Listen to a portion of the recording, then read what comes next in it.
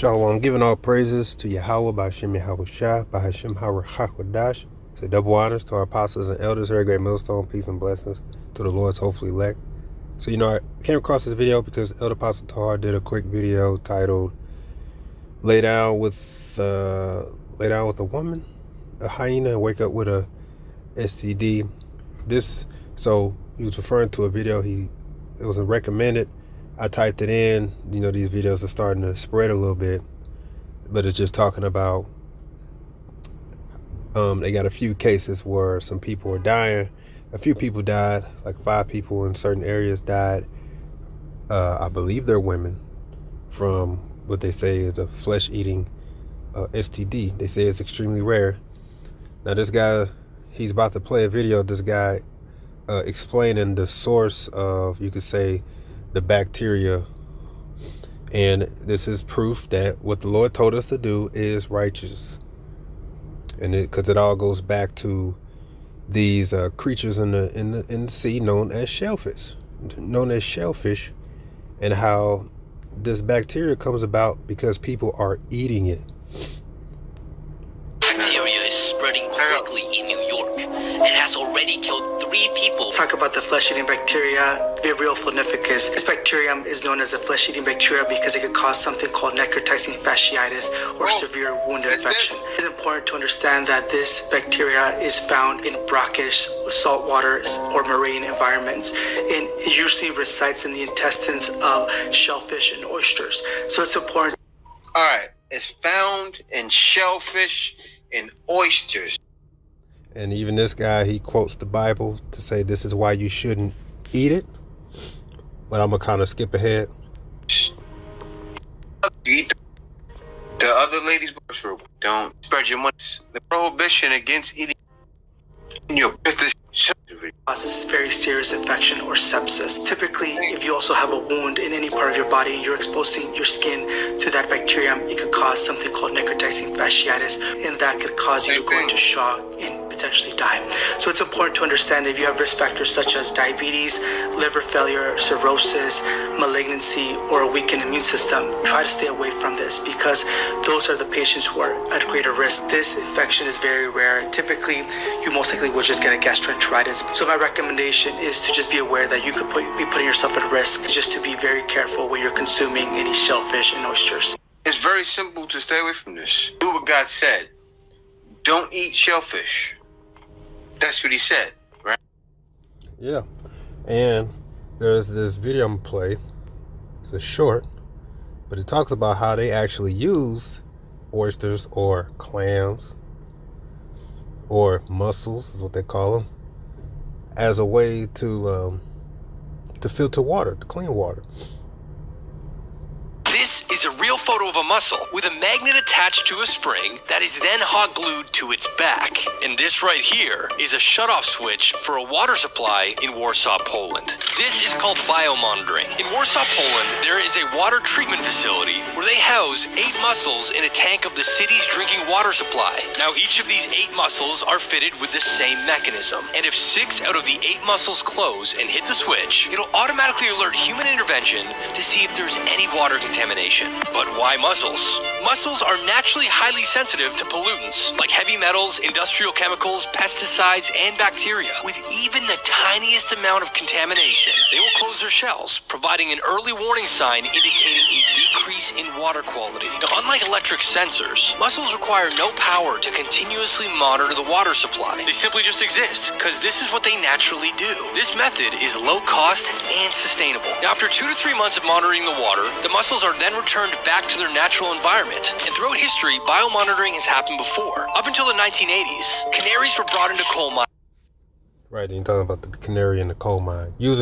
Basically using the Lord's creatures to understand things, and then technology advanced, and then they stop using the birds because you're just killing the birds. And, So those clams, like these oysters, right, or mussels, which they're all considered shellfish, they have a purpose that they serve. The purpose that they serve is they help keep the ocean and the water clean. Mussels, freshwater mussels. Just a description on what they do. And you know how hard it was for me just to find this basic information, because Just type it in and all you get is fucking recipes. Because people consume this. But it say freshwater mussels are very important organisms to freshwater ecosystems. These special animals are bivalves, or organisms with two hinged shells that close around their bodies.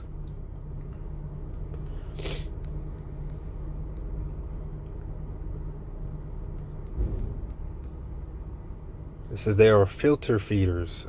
Freshwater mussels are filter feeders. That means they draw in water and filter small particles of organic matter, including algae and decaying plant particles, out of the water to eat. And they have relationships with other creatures. So they all serve a purpose.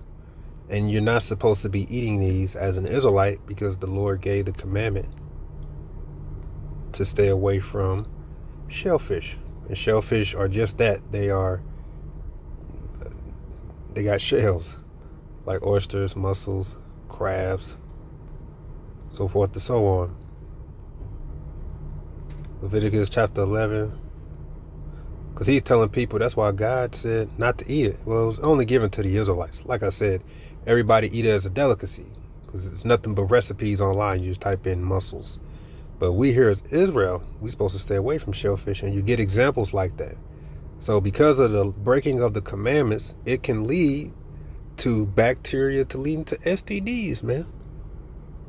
You see how important, which a lot of Christians, all right, a lot of you Christians out there, you think this is so minuscule, so irrelevant, right? You know, we learn everything in hindsight. So the reason the Lord gives the commandments, we learn in the hindsight. We go back and look at the information, then we understand why. The Lord ain't got to always break down and give you an explanation as to why he says to do something and don't do it. He ain't got to do that.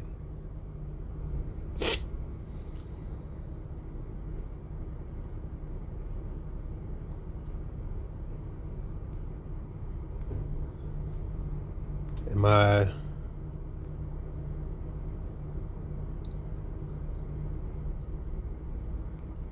just trying to find a verse.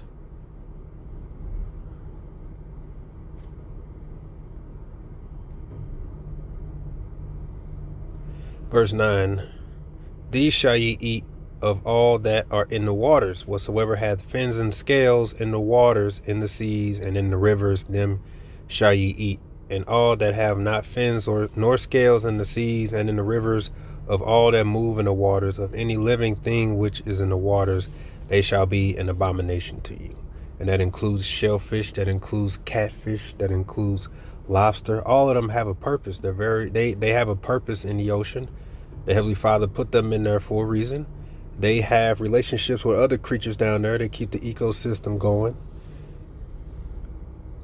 They are not to be consumed. They are off limits to be consumed. And this is why water in the ocean is polluted and dirty. Why? Because Esau, Edom, and these other heathen nations, because of greed and covetousness, they go and they take these creatures out of the water, out of the seas. So that's less people to clean. There's less creatures to clean the ocean, to clean the water. There's less creatures getting the food that they need. That's causing creatures to go outside their boundaries, because you're throwing the whole ecosystem off out of greed, because you want to serve it in your damn restaurants. And that's causing the earth to be polluted. That's causing the water to be polluted. You know, you use these creatures to clean dirty tanks. You use the pig to clean up garbage. Those are the land garbage disposals. They are not to be consumed by humans. These creatures in the waters, they have a purpose. Just like off, Finding Nemo, when they wanted the tank to get dirty, they told who they tell to stop cleaning? The damn shrimp, because it has a purpose, and its purpose is to clean. It just does it, and you're putting that in your body, and that can lead to sickness, to disease. And look at it now. The source of this disease goes back to what? Eating unlawful foods.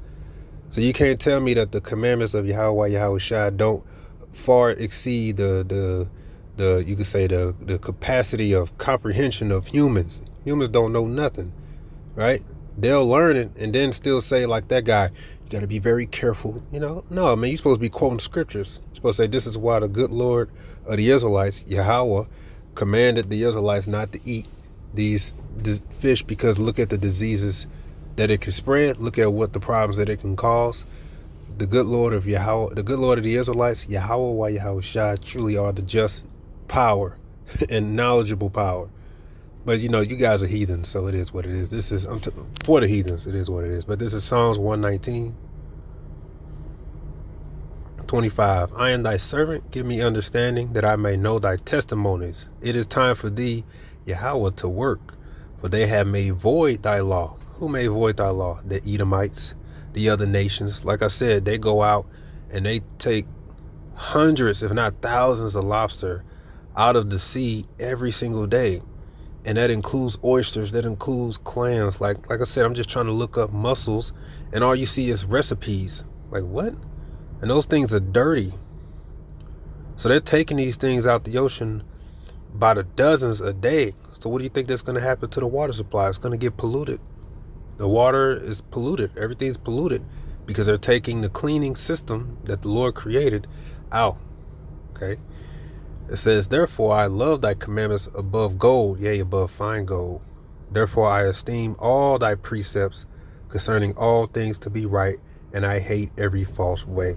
And that's, we consider the same. So we don't look at the dietary laws anything small. No, if anything, it is major. Okay, it's the source to health. That dietary law is very important. While you Christians out there who think that, you know, you just can't stop eating the catfish, you just gotta have that pork.